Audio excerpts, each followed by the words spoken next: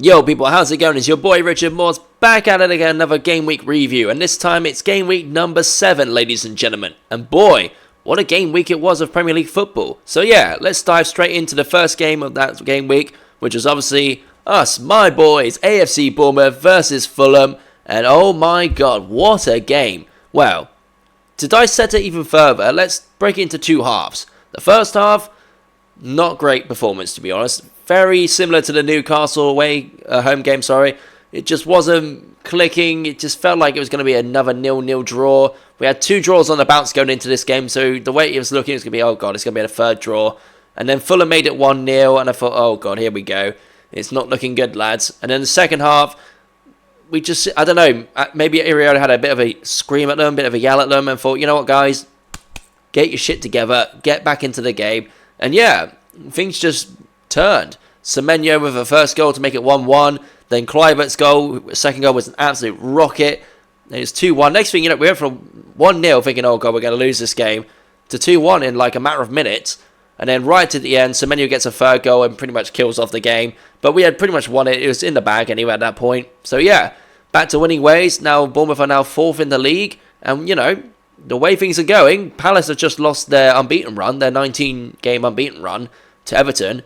We've got to play them next, so can Bournemouth be pushing further up, even challenging for a title?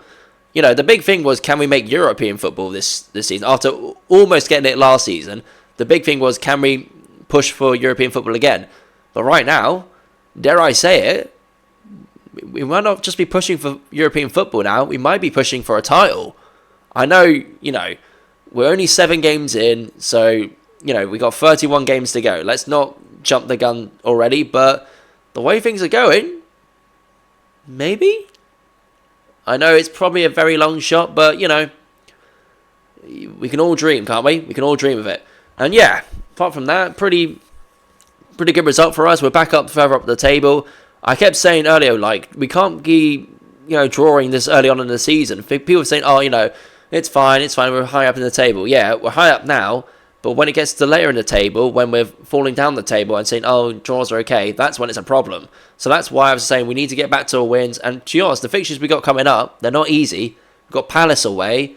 We've got Man City at one point. Even though Forest are going for a bad spell with Ange, they're still a decent team. So yeah, I said this Fulham game we had to win. In the immortal words of Jose Mourinho, I'm not putting pressure on you to, we have to win.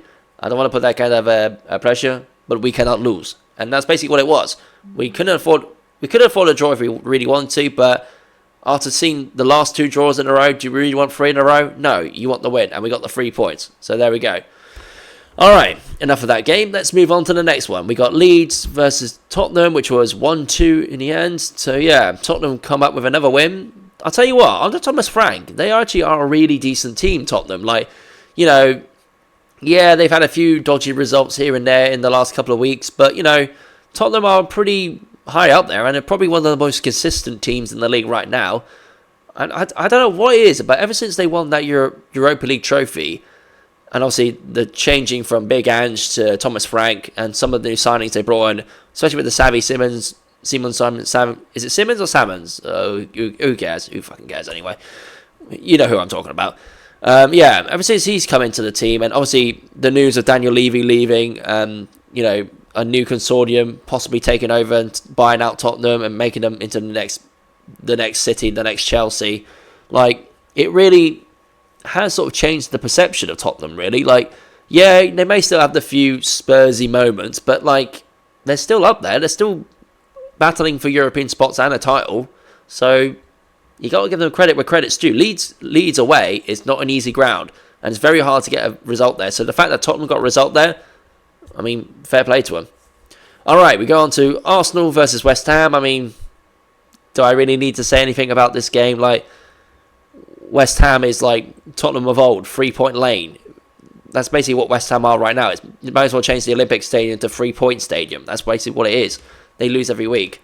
Even with Nuno, after leaving Forest to come to West Ham, I don't think even he is really going to be able to turn this team around. Like, they're just dog shit. Like, there's no other word to describe it. They're just crap. And I think they've pretty much accepted they might be getting relegated this season. If not, definitely will be. And the way things are going, even with Nuno coming in, it's not looking promising. Now, you can argue with the international break, gives them 2 weeks to sort of the manager and the players to gel, and maybe he can start turning things around, and maybe he can like assess which players he's actually going to start, which players he needs to drop, bench, get rid of in the January transfer window or even the summer. You know, it gives Nuno an opportunity to bond with the players if you want, but, you know, maybe it's a bit like the Titanic. Has it already hit the iceberg and it's too late to save it? Or is there a chance that he may be able to pull it up? Who knows? We'll see. All right, moving on to Man United 2, Sunderland 0. I mean, to be fair, Sunderland are a decent team. They actually will give you a good fight. They're not like the classic sort of championship teams that come up and just basically get fed to other clubs for the whole season. They actually will give you a fight and actually give you a challenge. And I know this sounds like a big win for Man United, but let's be honest, it feels like a little plaster over a crack. You know what I mean? It's not like oh my God, this is the moment where Man United become the United of old. No, this is almost like a charity win after a string of bad results, and that's basically what's going to be. I know they've beaten Chelsea and they've beaten obviously Sunderland now, and it's given them a little bit of momentum, I guess you could say. And now they've got to play Liverpool next, who are coming off a 3-game loss, but it's not going to be the beginning of a new era with Amarin. Like, Amarin's time is hanging by a thread at Man United. So, like, it feels like 2 more losses and he's out the door. So, I don't know. We'll just have to see how that goes for that one. Obviously, the Liverpool-Man United game is in 2 weeks' time, and that's going to get really tasty with this one because, you know, you've got 3 losses on the bounce for Liverpool. You've got, 2 wins in a row for Man United now? But then, you know, we've seen this momentum happen where Liverpool go through a bad period, Man United on the up, and then that's when Liverpool go and beat them 5-0, 7-0. So, we'll see how that one goes in 2 weeks' time. All right, yeah, basically the big one of the week was Chelsea-Liverpool. Chelsea winning in the 94th minute with Esteval goal, and you can argue it was coming. Like, Liverpool have just been on a really weird week, really. It's just been dreadful defensively. Like, attacking-wise, they're still decent, but defensively, you can see why they wanted Guéhi and why, if you could argue that Guéhi was more important to get than Isak or Ekitike, because like Konate, his head's in Madrid. Van Dijk's just not clicking at the moment. The fullbacks that they have with Kerkez and Frimpong, they're getting replaced with Szoboszlai and Bradley. That says a lot. Wirtz is 008, 9 at this point, whatever the hell it is at this point. Like, it's just not clicking right now. So, the thing with Liverpool, it feels like they're trying to do like this Galactico thing. But what people forget is that the Madrid Galactico, the original one, of Figo, Ronaldo Nazario, Beckham, just Roberto Carlos, that generation of Raul, like that generation of the Galacticos. On paper, it sounded great because he had all the best players in the world, bring them all in together in a team, but they didn't actually win anything. They didn't win the Champions League. They failed to win the Liga. They only won the Liga once in like 07, but like that was when Beckham and all those guys were leaving. So literally, as those guys were out the door, that's when they won something. So, maybe they could make it like the second one where they actually started winning things, or possibly even this new Galactico version, but I don't know. It just feels like they're trying to copy Madrid with the youth movement with like Vinny Jr., Jude Bellingham, Trent, but who knows? We'll see. It could work out in the end. It might be just a little bump in the road. Eventually they'll go back into full form when they come back in 2 weeks' time against Man United, or Liverpool just going to keep on nose diving. We'll find out. All right, we move on to Aston Villa versus Burnley. I mean, Villa beating Burnley, it's not exactly not something to brag about, is it? That's basically like saying water is wet. You know what I mean? Like, okay, you beat Burnley. Good job, pal.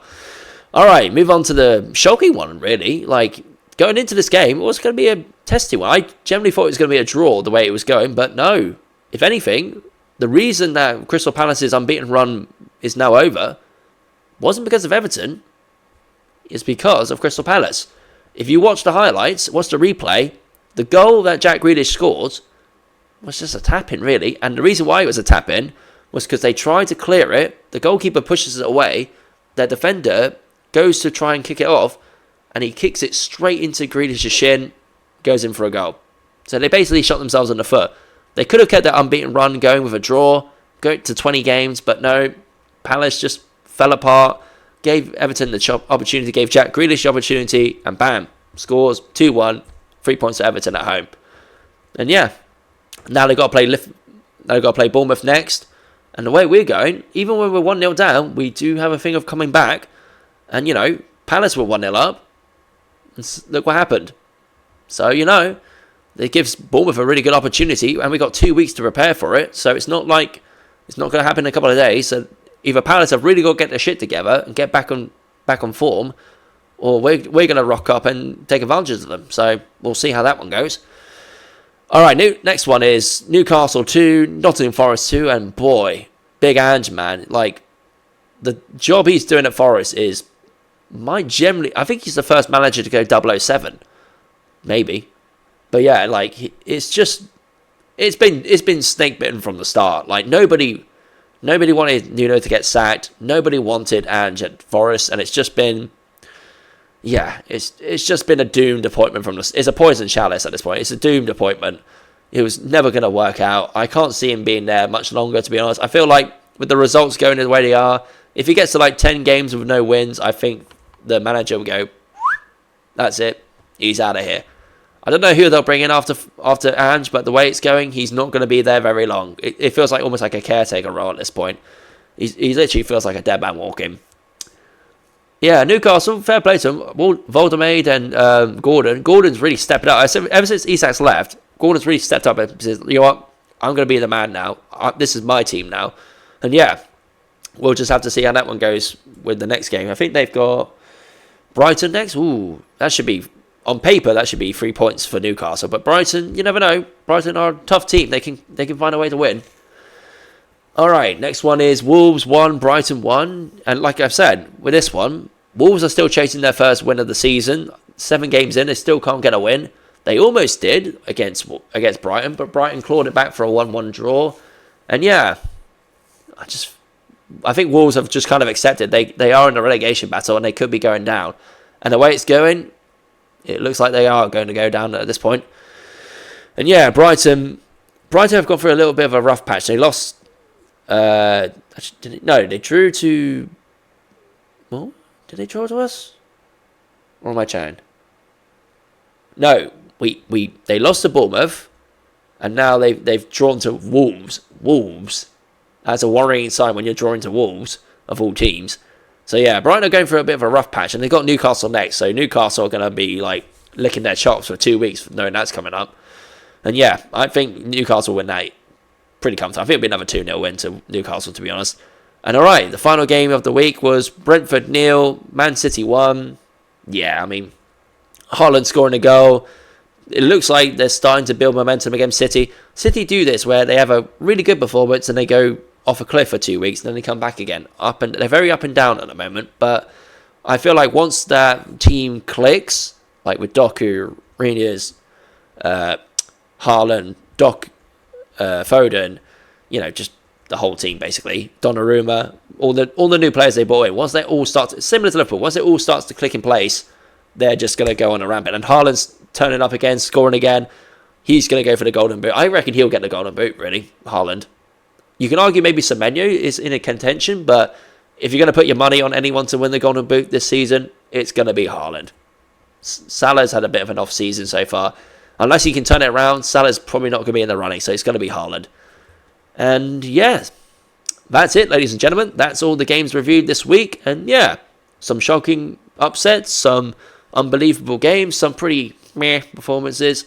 But overall, if I had to rate this game week, out of 10, I'd probably say I'll give it about 7. I think there's some that were predictable, some were unbelievable, some were meh, and some were just like change the channel, sim the game, if you know what I mean.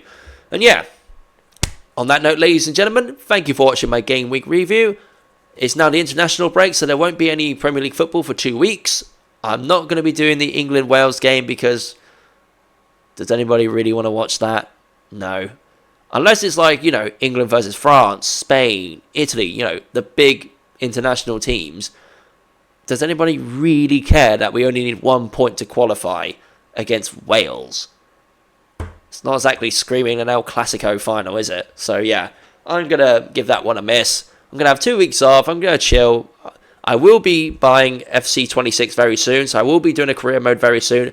I'm just waiting for payday from work. Once I do that, I'll start doing my live streams again. I'll start doing some career modes again and get back on it, because I do miss playing career mode. It's coming soon, so don't worry. For people that keep asking me, yes, I am doing a career mode. I'm just waiting to get paid from work, which will be in another week's time. So yeah, on that note, ladies and gentlemen, thank you very much for watching my video. I've been your boy, Richard Morse. Up the cherries, up the Premier League, and I'll catch you guys in 2 weeks' time for the next Game Week review. See you later.